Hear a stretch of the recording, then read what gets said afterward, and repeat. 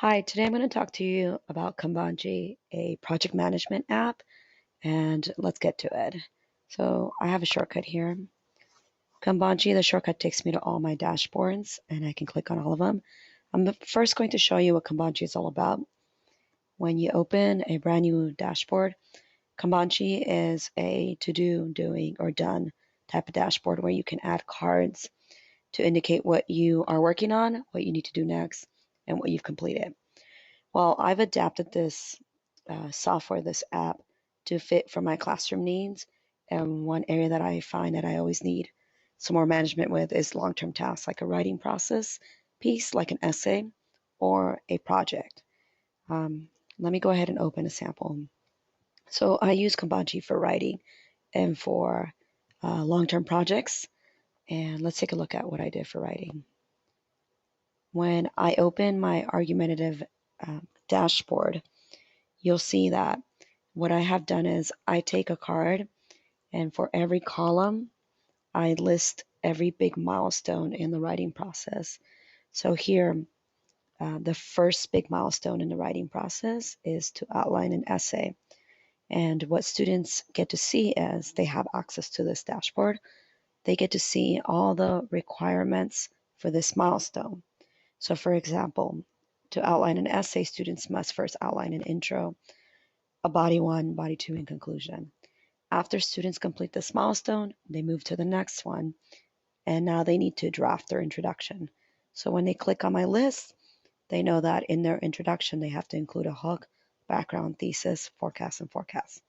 So what does it look like for students? Well, students have access to this dashboard. They can manipulate. They are in charge and they manage their own cards.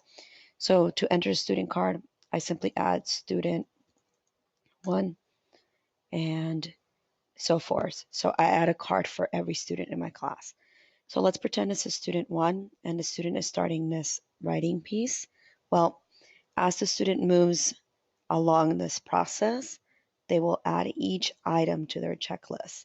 So for example, to outline, for this first milestone, they need to outline the intro. They need to outline the body one, outline body two, and then outline their conclusion. Okay, so this is the student card. They can always look at my list, and my list stay at the top of each milestone to refer back to their individual objectives or mini goals here. And students add them, so they are responsible to manage their own task card. As a student completes this is really great for them because they feel really accomplished and they feel like they've done their work. Students check off their items, and as you can see, their percent changes. It also indicates it here.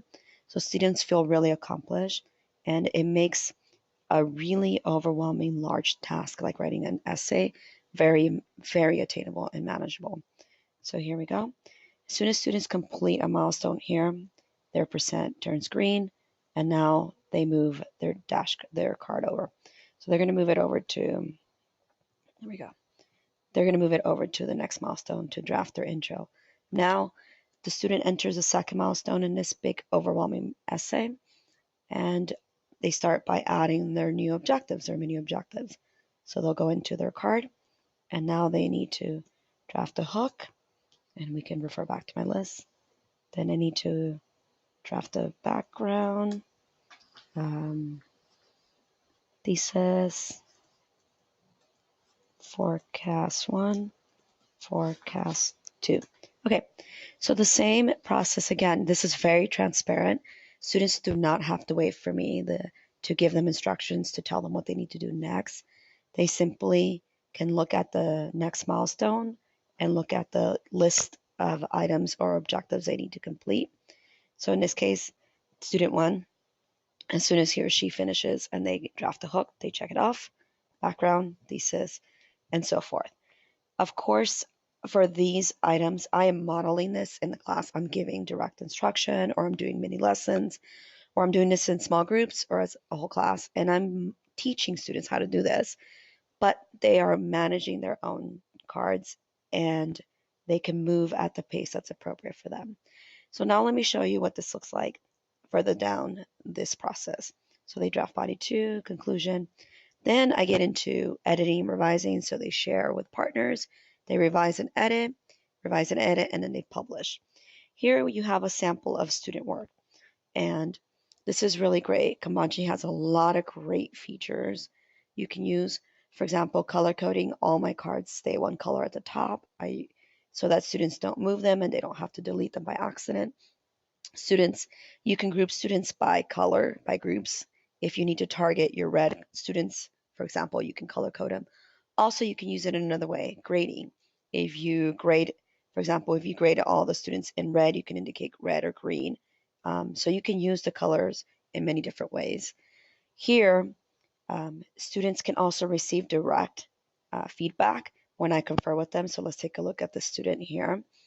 And if I go down to the very bottom, these are comments I have given the student on direct objectives that he needs to work on. So for example, he needs to work on restating his thesis for his conclusion.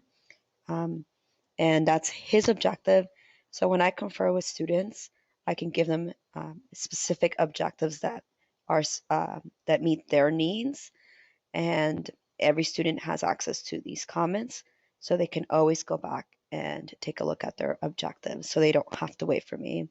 Um, the other great thing I love about Kanbanchi is I can differentiate the process, the long-term process task, by adding extensions. As students begin to publish, they don't necessarily have to wait for me to move on to the next task. Here, I have given students challenging extensions, so when they're done publishing, they can immediately move and select one item to complete. So, what does this essay inspire them to do? Well, the extension gives them several options. They can write a fictional story, they can create a children's book, they can write a letter, they can create an animation, and all of this is provided for them on my list. So they don't have to wait for me. They can move on and select one of these projects that I have listed for them. And of course, if they finish extension one, they'll have an extension two with more project ideas that they can work on. And again, they don't have to wait for peers. They can move at their own pace.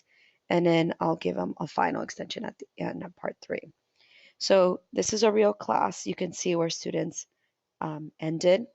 Of course, all students are expected to publish a quality essay. So they have to reach at least this big milestone here. For students that complete this and are ready to move on, they get extension options. So this is Kanbanchi in a very, very short, quick video to show you and demonstrate how I use this to manage long-term process tasks like research paper, essays, and projects. It's very transparent. Students know exactly what they need to do and where they are in this process, and I can check in and differentiate by simply glancing at the dashboard. I leave this dashboard on during the writing process so that I can know where students are and I know which students I need to check in for that day. And the other great tools, for example, if we go up here, there's always an activity, a history, so you can see what work students have done. You can track their their activity for their cards. And best of all, this is all student run and managed. Students are held accountable and they're responsible for their tasks, and they know they have to complete them in a timely manner because all students are moving along on this process in a very similar, or I should say, they are moving along in a timely manner. So this is Kanbanchi. I love it. I use it often in my room for all my process tasks and projects, and students enjoy having access to their task and having a transparency and being held accountable for this. Thank you.